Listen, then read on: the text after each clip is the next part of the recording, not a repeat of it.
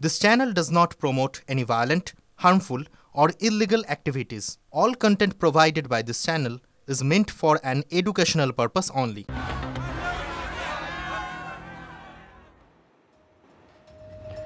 গঙ্গাসাগর মেলায় এবার নিরাপত্তায় ইসরোর প্রযুক্তি। ভেসেল বাসে নজর রাখবে মহাকাশ গবেষণা সংস্থার প্রযুক্তির ব্যবহার। ইসরোর সাহায্যে স্যাটেলাইট জিপিএস ট্র্যাকিং এর ব্যবস্থা করা হচ্ছে। কথা বলবো, আমাদের সঙ্গে রয়েছেন আমাদের প্রতিনিধি দীক্ষা। আর কি জানা যাচ্ছে?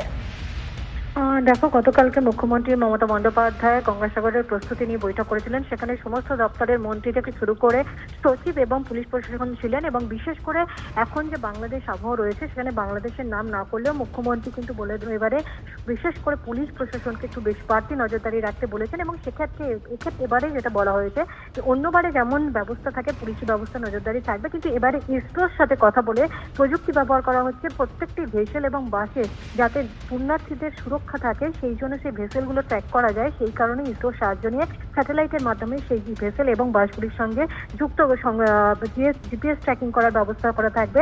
এবং এটাও বলা যাচ্ছে যে গত বছর কিন্তু আমরা জানি যে মুড়িগঙ্গা যেহেতু চর পড়ে গেছিল সে কারণে দুটি ভেসেল কিন্তু পুরো আটকে গিয়েছিল, সেখানে কয়েক হাজার পুণ্যার্থী আটকে পড়েছিলেন, পরবর্তীকালে গিয়ে তাদের উদ্ধার করতে হয়। ফলে এই ধরনের যাত্রী সুরক্ষার জন্যই যে বিশেষ করে এই ধরনের ব্যবস্থার কথা চিন্তায় এনেছে প্রশাসন সেটা বলা বাহুল্য। এবং এই কারণেই ইসরো প্রযুক্তিকে স্যাটেলাইট প্রযুক্তিকে এবারে গঙ্গাসাগরের মেলায় ব্যবহার করার জন্য মুখ্যমন্ত্রী বলেছেন। ধন্যবাদ দীক্ষা। বাস, বার্ড, ভেসেল লঞ্চে জিপিএস ট্র্যাকিং এর ব্যবস্থা করা হয়েছে।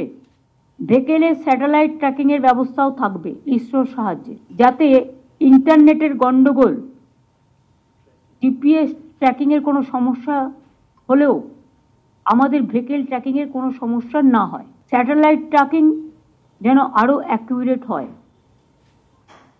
গঙ্গাসাগরে আমাদের যে মেগা কন্ট্রোল রুম থাকবে সেখান থেকে এগুলোকে মনিটর করতে হবে। Can you use some drone? Ma'am, we don't hold any drone, ma'am. We have the drone. If you can use it, it will be helpful to see to watch the river. You can watch even from the watchtower also sometimes. Because recently there are some problems, no? Our boat went to that side, their boat capsized in our side. বিশ্বজুড়ে প্রবল সমালোচনার মুখেও বাংলাদেশের হুঁশ ফিরল কই? পদ্মাপাড়ে হিন্দু নিপীড়ন বিদ্বেষের ধারা অব্যাহত। এবার কট্টরপন্থীদের রোষে আওয়ামী লীগের হিন্দু নেত্রী মণি কর্মকারের পরিবার। আওয়ামী লীগের নেত্রীকে আঙুল কাটার পর খুনের চেষ্টা, বাঁচাতে গেলে মা বোনের ওপরেও হামলা, রেহাই পেল না আওয়ামী লীগ নেত্রী মণি কর্মকারের দুই খুদে সন্তান। বাংলাদেশে হিন্দু হওয়াই কি অপরাধ? প্রশ্ন জখম আওয়ামী লীগ নেত্রীর।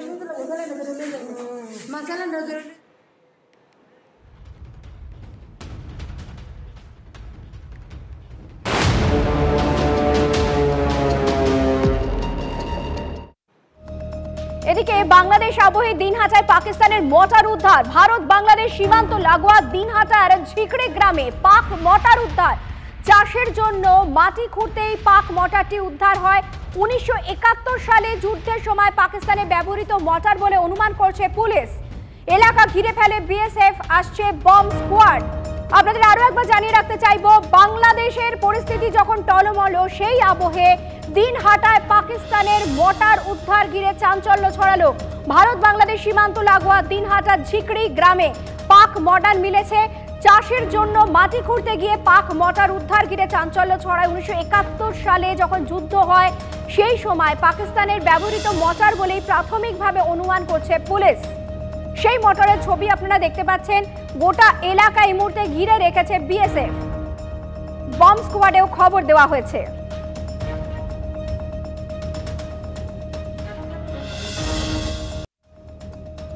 ভারত বিদ্বেষের কথা বলে হাওয়া গরমের চেষ্টা যে শুধুমাত্র মুফতি কাসিম মোহাম্মদ ইব্রাহিম করছে এমন নয়। এর আগে রিজভির গলাতেও আমরা একই সুর শুনেছি। প্রথমে বাংলা, বিহার, ওড়িশার কথা বলা হয়েছিল, তারা নাকি দখল করবে। তারপর সেভেন সিস্টার্স কি বলেছিলেন সেই সময় রিজভি, শুনুন। নির্ভর আমার এখানে পেঁয়াজ হয়, ভারতের পেঁয়াজের চাইতে আমাদের পেঁয়াজের ঝাঁজ অনেক বেশি। ইন্ডিয়ান শাড়ি ভারতের শাড়ি কিনবে না, ভারতের সাবান কিনবে না, ভারতের কোনো মশলা কিনবে না। আমাদের মিলিত শক্তি, তারুণ্যের শক্তি নিয়ে আমরা এটাই বলবো তোমরা যদি ওইটা দাবি করতে পারো তাহলে আমরাও দাবি করব আমাদের নবাব সিরাজউদ্দৌলার বাংলা বিহার উড়িষ্যা ফেরত দাও আমাদের। আমরা রক্ত দিয়ে যে স্বাধীনতা কিনেছি ওই স্বাধীনতা আবার বিক্রি করে দেব?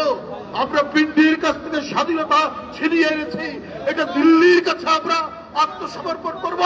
এই রক্ত আমাদের মাঝে নেই। ভারত বিদ্বেষ চলছে, কট্টরপন্থীদের হুঁশিয়ারিও চলছে। কি বলছেন এই নিয়ে বিশিষ্ট আন্তর্জাতিক সম্পর্ক বিশেষজ্ঞ ডক্টর রাজাগোপাল ধর চক্রবর্তী কিংবা প্রাক্তন এনএসজি কর্তা দীপাঞ্জন চক্রবর্তী? শোনাবো আপনাদের। এই মৌলবাদ তো তার সে কোনো দীর্ঘস্থায়ী কোথাও হতে পারে না বাংলাদেশ, এবং বাংলাদেশে এর সুযোগটা কম, কারণ তার বিরাট প্রগতিশীলতার ইতিহাস আছে। এই জায়গায় দাঁড়িয়ে আমরা আশাই করতে পারি, কারণ সে একটা আলাদা দেশ, ভারতবর্ষের পক্ষে সেখানে বিশেষ কিছু করাও মুশকিল। আমরা আশা করতে পারি যে একদিন মানুষ বুঝবে যে মৌলবাদের মাধ্যম দিয়ে কোনো সমস্যার সমাধান হয় না। যেহেতু বাংলাদেশের প্রগতিশীলতার একটা ইতিহাস আছে, তাদের সেখানকার মানুষ আমার ধারণা একটা সময় এগিয়ে আসবে, প্রতিবাদ করবে। এবং আপনারা যেটা বলছিলেন যে জয় বাংলা তারা বলতে শুরু করলে যে দেয়ালে লিখছে, এইগুলো যদি শুরু হয়ে থাকে আস্তে আস্তে কিন্তু মানুষের সাহসটা বড় কমে যাচ্ছে, এবং সাহসটা বাড়বে যদি মানুষের অভাব অনটন সেগুলো বাড়তে পারে। এগুলো এক একটা নাম, এক একটা মুখ, এরা আলাদা আলাদা মুখোশের পরে আলাদা আলাদা নামে আলাদা আলাদা প্রভোকেটিভ স্পিচ দেবে। এদের উদ্দেশ্যই হচ্ছে ওরা প্রভোগ করছে ভারতকে, যে ভারতের সঙ্গে যদি কোনোভাবে একটা যুদ্ধের পরিস্থিতি করাতে পারে তাহলে সেই যেটা আগেও হয়েছিল আফগানিস্তান থেকে শুরু বিশ্বজুড়ে একটা এরা ডাক দেবে যে ইসলাম খতরে পে হ্যায়, ইসলাম বিপন্ন।